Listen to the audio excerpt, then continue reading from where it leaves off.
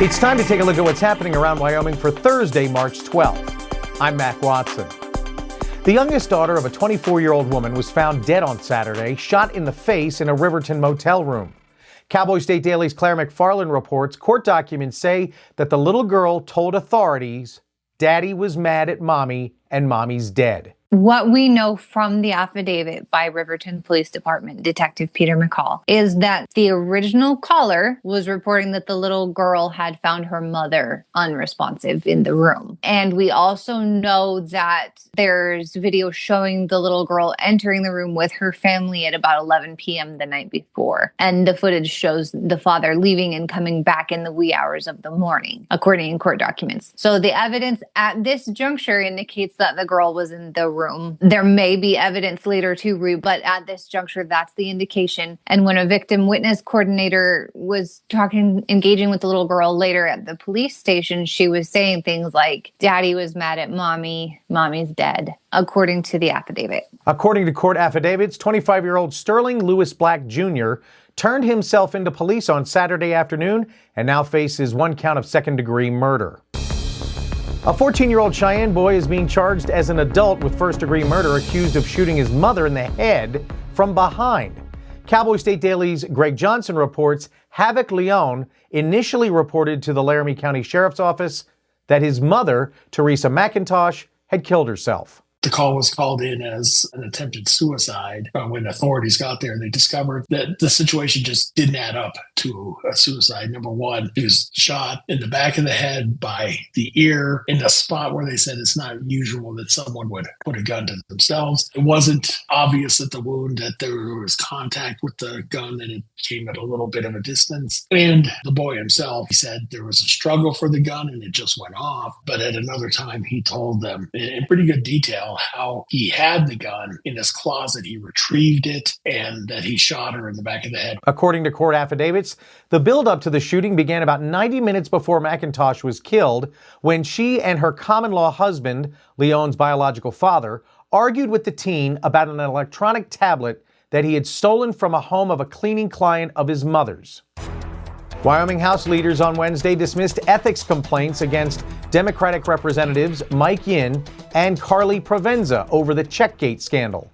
Cowboy State Daily's Claire McFarland reports that House Speaker Pro Tem Jeremy Haroldson said they didn't break any rules, but their actions did cause fallout. So Representative Carly Provenza shot a photograph February 9th of Rebecca Bexell handing out checks to lawmakers on the House floor after adjournment. And she handed that off to the press, and she has given multiple reasons for this, saying she didn't want the incident to be swept under the rug. Now, the allegation has been that she violated the rules by not filing a confidential ethics complaint instead. You know, the ethics complaint rule doesn't say you have to file an ethics complaint when you have an issue. It lays out what happens when you do that and how you do that. Now, some of her detractors are saying, well, when she was calling for an investigative committee, that was tantamount to an ethics complaint. The ethics committee didn't find that she had actually broken the rules, but said that the way she chose to do it caused pain. One House lawmaker and multiple private citizens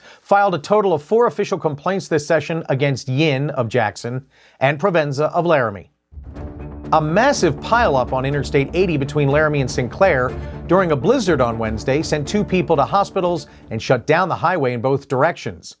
Cowboy State Daily's Kate Meadows reports officials blame winter's sudden return for the pileup. Wyoming Highway Patrol Public Information Officer Aaron Brown said the accident caused a 20-vehicle pileup. Meteorologists were predicting snow in the I-80 corridor between Laramie and Rawlins, but there ended up being more snow than they predicted. So that snow, coupled with this high wind, led to blizzard-like conditions and then slick roads. And Brown told me that Wyoming has had a really long November. People have kind of been operating under this false sense of security. National Weather Service meteorologist Timothy Trudel tells Cowboy State Daily that a cold front caused a heavy band of snow to linger across parts of Carbon and Albany counties, with the area receiving 3 to 6 inches of snow.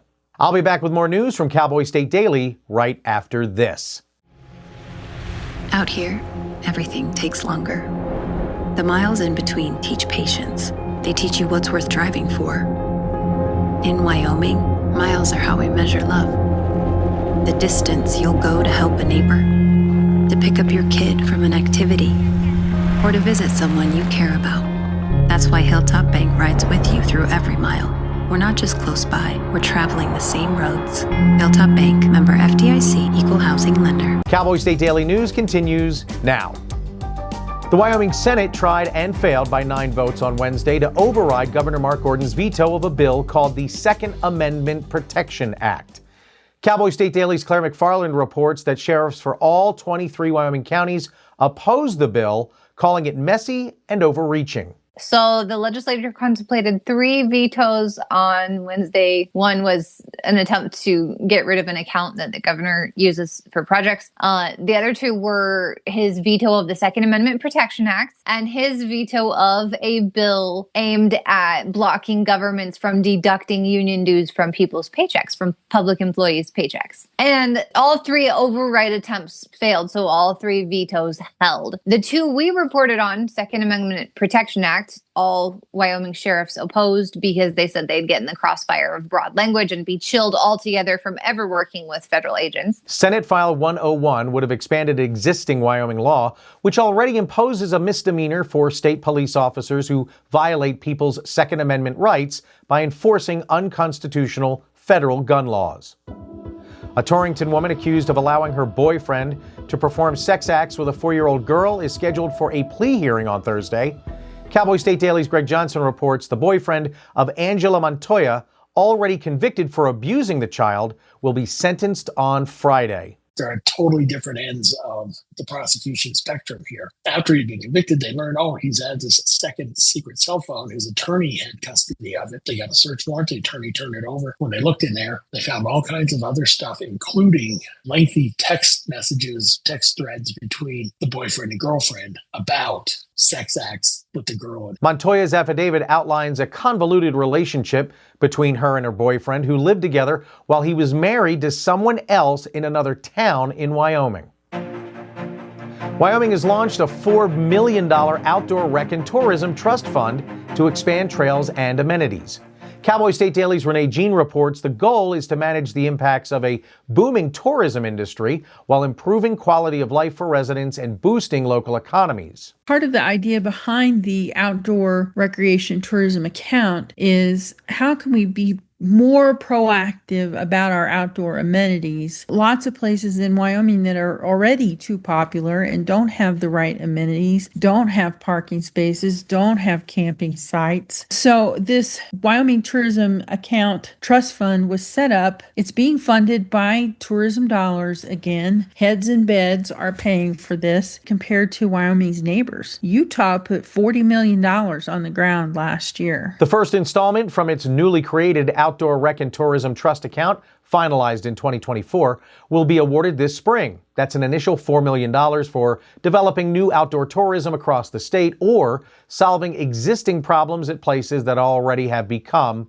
too popular. A Wyoming fly fisherman and his clients were on a stretch of the North Platte River, legendary for its trout, when they caught a muskrat on their line instead. Cowboy State Daily's Mark Hines reports the determined rodent chased a bit of string leech on a fishing fly, just like a trout would. The guide, he says, once in a while, muskrats, they'll get accidentally snagged on people's hooks, but he's never actually seen one deliberately try to bite it like that. So the way it ended up is, they got it reeled in and he managed, to pick the poor thing up and then use his forceps and, get the hook out of its mouth. And they took a couple pictures and let him go. And the muskrat was fine, apparently. But it's definitely within the realm of possibility because rodents, including muskrats, will occasionally eat insects. Craig Kwiatkowski, a fishing guide with the Wyoming Fly Fishing Guide Service, tells Cowboy State Daily that he has seen a few muskrats get accidentally snagged by anglers' hooks, but a muskrat aggressively hitting a fishing fly, well, that was a first.